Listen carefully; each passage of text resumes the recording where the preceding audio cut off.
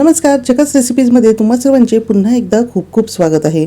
उन्हाळ्याच्या वाळवणाला तर सुरुवात झालीच असणार आणि त्यामध्ये आपण वेगवेगळे वाळवणाचे पदार्थ बनवतो. तर आज आपण बनवणार आहोत उपवासाची साबुदाणा बटाटा चकली. अतिशय खुसखुशीत होते, त्याचबरोबर ती अगदी दुप्पट नाही तर चौपट अशी फुलते. आणि हो, या चकलीची खासियत म्हणजे यामध्ये आपण जो साबुदाणा वापरणार आहोत तो अजिबात न शिजवता वापरणार आहोत. तरीसुद्धा चकली ही अगदी खुसखुशीत आणि चविष्ट तयार होते. आता त्यासाठी सर्वात अगोदर इथे मी घेतलेला आहे अर्धा किलो एवढा साबुदाणा आणि आता कपाच्या मेजरमेंटने जर मोजलं तर 3 कप एवढा हा साबुदाणा आहे. सर्वात अगोदर काय करायचे की आपल्याला हा साबुदाणा जो आहे तर तो 2 पाण्याने व्यवस्थित असा धुवून घ्यायचा आहे. साबुदाणा धुताना तो हलक्या हाताने चोळून घ्यायचा आहे आणि त्यानंतर स्वच्छ पाण्याने 2दा धुवून झाल्यानंतर यामध्ये आपण पाणी घालून घेणार आहोत. आता आपल्याला हा जो साबुदाणा भिजवायचा आहे तर तो आपल्याला खूप काही वेगळ्या पद्धतीने नाही तर फक्त खिचडीसाठी जसं आपण साबुदाणा भिजवतो ना, अगदी तसंच हा साबुदाणा भिजवायचा आहे. आणि हो, जर हा साबुदाणा मोकळा जरी भिजला गेला किंवा चिकट झाला तरीही काही हरकत नाही.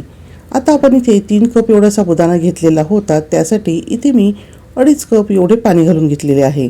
आणि थोडक्यात सांगायचे तर आपला बोटाचा जो पहिला पेर आहे तर तो बुडला पाहिजे इथपर्यंतच आपल्याला साबुदाण्यावर पाणी घालायचे आहे, म्हणजे साबुदाणासुद्धा छान असा पाण्याखाली भिजला जाईल.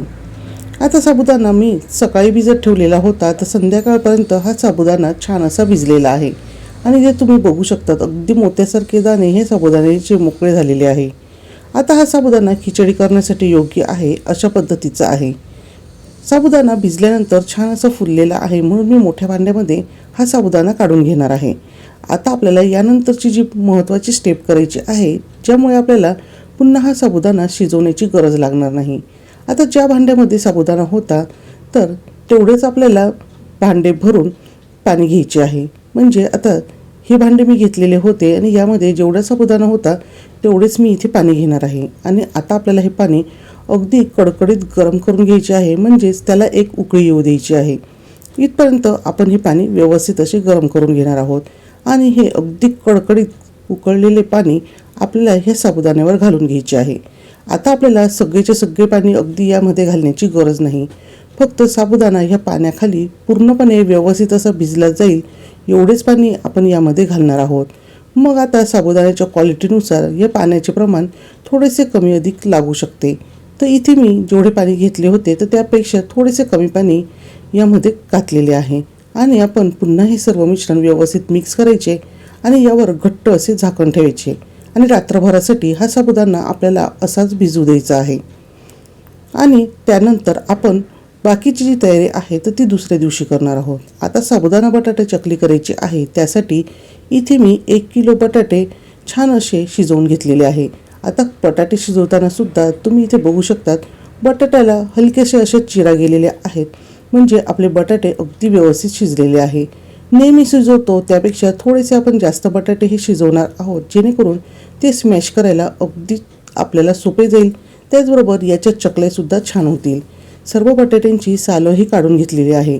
आता बटाटे हे स्मॅश करताना तुम्ही इथे स्मॅशरचा वापर करू शकता.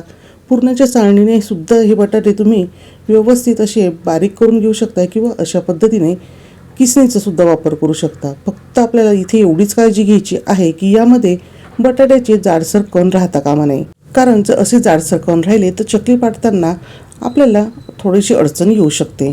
आता इथे तुम्ही बघू शकतात अतिशय छान असा बटाटा शिजल्यामुळे हा बटाटा अगदी व्यवस्थित असा बारीकसुद्धा होतो आहे. त्याच पद्धतीने मी बाकीचे जे बटाटे आहे ते सर्व व्यवस्थित असेच हे किसणीने किसून घेणार आहे. आता आपले बटाटेसुद्धा व्यवस्थित असे किसून झालेले आहेत. तर लगेचच आपण रात्री जे साबुदाणे गरम पाण्यात आपण भिजवले होते ते बघणार आहोत. तर इथे तुम्ही बघू शकतात की साबुदाणे पहिल्यापेक्षा अजूनच जास्त फुललेले आहेत आणि दाबून बघितले असता अगदी हे मऊसूत तयार झालेले आहेत. आणि आपल्याला अशाच पद्धतीचे साबुदाणे हे साबुदाणा चकलीसाठी इथे आवश्यक आहे. आता आपण ही एक्स्ट्राची जी स्टेप आहे तर ती केल्यामुळे आपल्याला पुन्हा साबुदाणे शिजवण्याची अजिबात आवश्यकता नाही. आता तुम्हाला यामध्ये अजून एक काळजी अशी घ्यायची आहे की जे या साबुदाण्यामध्ये एक्स्ट्राचे पाणी जर शिल्लक राहिलेले असेल तर ते तुम्हाला काढून घ्यायचे आहे. आता यामध्ये एक्स्ट्राचे पाणी शिल्लक नव्हते, म्हणून यामध्ये मी चवीनुसार मीठ टाकून घेणार आहे. आणि यामध्येच तुम्ही दळलेली हिरवी मिरची घालू शकता किंवा अशा पद्धतीने लाल मिरची पावडर घालून घेऊ शकता किंवा वाळलेल्या मिरच्या ज्या असतात त्यासुद्धा दळून यामध्ये घालू शकतात. तर इथे मी 2 चमचे लाल मिरची पावडर घातलेली आहे. तुम्ही तुमच्या आवडीनुसार याचे प्रमाण कमी अधिक हे करू शकता. पण मी सांगेल की खूप जास्त प्रमाणात लाल मिरची घालू नका, कारण की तळताना बऱ्याचदा ही लाल मिरची जळते आणि मग अशा वेळेस चकलीची चव ही जळकट लागू शकते. म्हणून आपल्याला अगदी लिमिटेडच लाल मिरची पावडर यामध्ये घालायची आहे. दुसरी महत्त्वाची गोष्ट म्हणजे कोणत्याही वाळवणाच्या पदार्थामध्ये मीठ हे जपून घालायचे. म्हणजे आपण नेहमी घालतो त्याप्रमाणे मीठ न घालता चवीपेक्षा थोडेसे कमी असे हे मीठ घालायचे आहे. म्हणजेच वाळवणीचा पदार्थ वाळल्यानंतर तो खारट होत नाही. आणि तिसरी महत्त्वाची गोष्ट म्हणजे साबुदाण्यामध्येच आपण मीठ आणि मिरची घालून हे व्यवस्थित मिक्स करणार आहोत. कारण की नंतर जर आपण सगळं मिश्रणात जर मीठ मिरची घातली तर ती व्यवस्थित मिक्स होत नाही.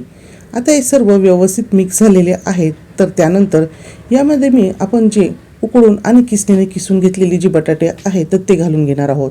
आणि आता आपल्याला अशा पद्धतीने हाताने हे सर्व व्यवस्थित एकजीव करायचे आहे. आणि हे मिक्स करताना हलक्या हाताने आपण हे दाबतही जाणार आहोत. म्हणजे त्यामध्ये छान असा चिकटपणासुद्धा निर्माण होईल. आता इथे मी जसे तुम्हाला अगोदर सांगितले तसं हे साबुदाण्यामध्ये पाणी शिल्लक नव्हते, त्यामुळे यामध्ये मी पाणी काही काढून घेतले नाही. पण काही साबुदाणे हे पाणी शोषून घेतात तर काही साबुदाणे पाणी शोषून घेत नाही. मग अशा वेळेस जर या साबुदाण्यामध्ये जास्त पाणी जर शिल्लक असेल तर अशा वेळेस ते पाणी आपल्याला भांडे तिरपे करून काढून घ्यायचे आहे. आणि अशा पद्धतीने ज्यावेळेस आपण हे पीठ व्यवस्थित एकजीव करतो त्यावेळेस जर हे मिश्रण खूप जास्त कोरडे वाटले तर त्यावेळेस आवश्यकतेनुसार आपल्याला यामध्ये पाणीसुद्धा मिक्स करायचे आहे. पण इथे मला पाणी काढायची अथवा वरतून पाणी घालायची अजिबात आवश्यकता लागली नाही. आणि इथे तुम्ही बघू शकतात अतिशय छान असे हे मिश्रण चकलीचे तयार झालेले आहे. त्यानंतर इथे मी सोऱ्या घेतलेल्या आहे आणि चकलीची जी प्लेट आहे ती लावून घेतलेली आहे. आतून सोऱ्याला छान असे तेलसुद्धा लावून घेतलेले आहे. आता प्रत्येक वेळेस आपल्याला सोऱ्यामध्ये हे मिश्रण घालताना व्यवस्थित असे मळून घ्यायचे आहे, एकजीव करून घ्यायचे आहे. आणि त्यानंतर आवश्यकतेनुसार हे मिश्रण ह्या सोऱ्यामध्ये घालायचे आहे. हे मिश्रण सोऱ्यामध्ये घालताना व्यवस्थित असे दाबून भरायचे आहे. म्हणजे त्यामध्ये कोणताही एअर गॅप हा राहता कामा नये, जेणेकरून हे मिश्रणाची ज्यावेळेस आपण चकली करू तर ती तुटणार नाही. असे हे मिश्रण व्यवस्थित मी ह्या सोऱ्यामध्ये अगदी पूर्णपणे दाबून भरलेले आहे.